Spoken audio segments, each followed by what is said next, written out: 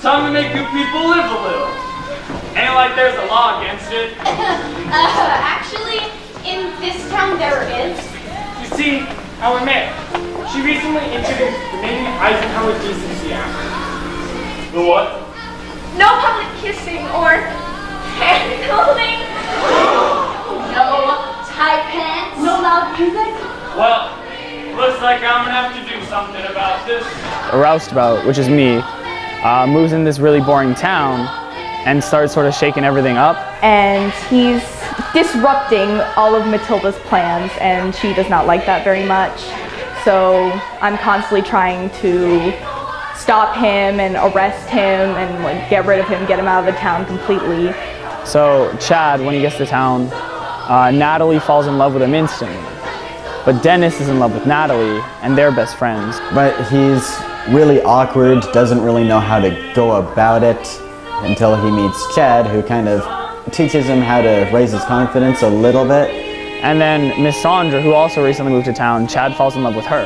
I am new to the town actually, and Chad falls in love with me originally, and I don't really like him very much. Natalie decides that in order to become closer to Chad, she must become a man.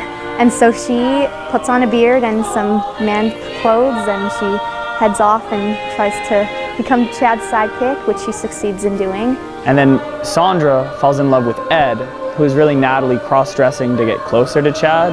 But Chad falls in love with Ed instead of Natalie. And in the end, Dennis and Sandra fall in love with each other, and then Natalie and Chad fall in love with each other. And the whole thing is just a giant love story between so many different characters. Take my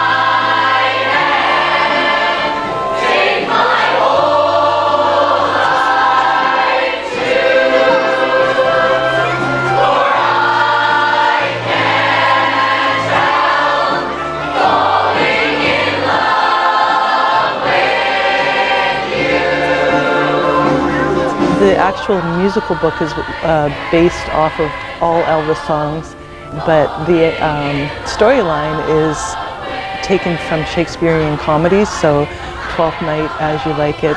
It really provided a lot of opportunities for growth for the students who were involved to, you know, have their own character and work on the characterization.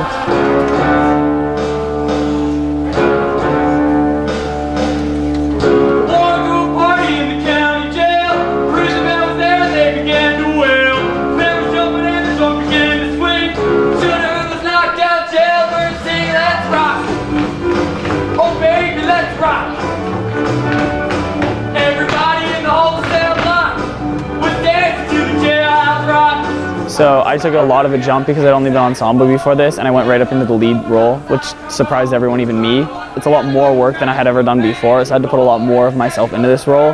And then once I got the role, it was a lot of working on the voice. And having to do this for the whole show, man, that takes a lot of stamina. I'm generally a quiet and nice person, so it's kind of difficult at times to get into character, especially when I have to go around and like yell at everybody and like push people away. It's really interesting to have a villain role. It's a way of releasing anger. It's certainly fun being that way, considering it's not socially acceptable to do it in real life. You have to basically create a story for yourself. You don't have a director to tell you like what your storyline is. You have to express that story and emotion while you're dancing and singing. And so when I first came here, I was named ensemble, so I did have a role. I did have a cue that I had to come on. I had to know my dances perfectly. I had to also sing perfectly. And I feel like because of that, I'm so much better in this play than I was last time. And I'm always striving to be better, so it makes me really happy that I'm doing that.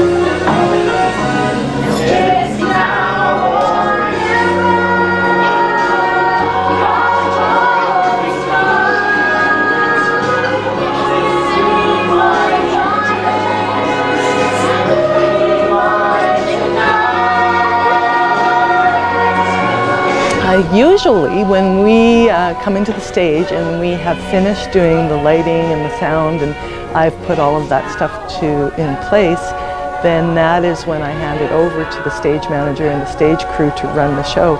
And they do indeed. It is student run from top to bottom. As the stage manager, I am in charge of running the show, which means I cue when the lights go, when the set transitions happen, things like spotlights as well, and sound and projections if we do have them in the production. Backstage, the crew is standing by waiting to move sets on and off, helping with mic changes as well and costume changes. Lights themselves and the sound and the set changes, in the sense they're their own character throughout the production as much as the actors actually are. So I get to watch a huge group of people come together, and I especially get to help push them in the direction of success, and I get to watch it all bloom beautifully. Definitely, it is a lot of hard work, but I say every moment of it is worth it. You put all this work in, and it's so satisfying seeing it all come together towards the end, and I think that's really amazing. Somebody that's coming in for the first time, it's not all about the leads, because that was kind of my mindset when I first started out. I was like, oh man, they get all the attention, they get all the glory, but now that I've grown up and been like, you know what, everybody's got an important role to play, and one person, even in the ensemble, not doing their part, it's really noticeable. Ensemble does help build your confidence on stage, and which leads up to a lead role. It's just so much fun that it's definitely something that you will remember for your entire life, and it's a great experience. Love my baby.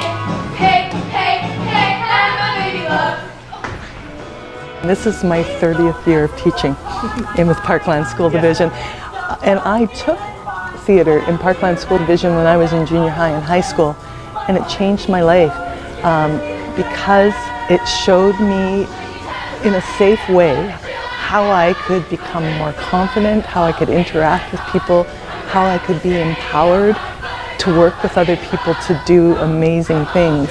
The skills of being confident, speaking in front of audiences, which, you know, let's be honest, people fear more than they fear death, they say, right? And so if you are a teenager and you've managed to overcome that hurdle, and you found out that you can do things that are hard, it's going to help you later on in your life to do things that might become challenging. What's wrong with me? I'm in love, love, love. I'm all sugar.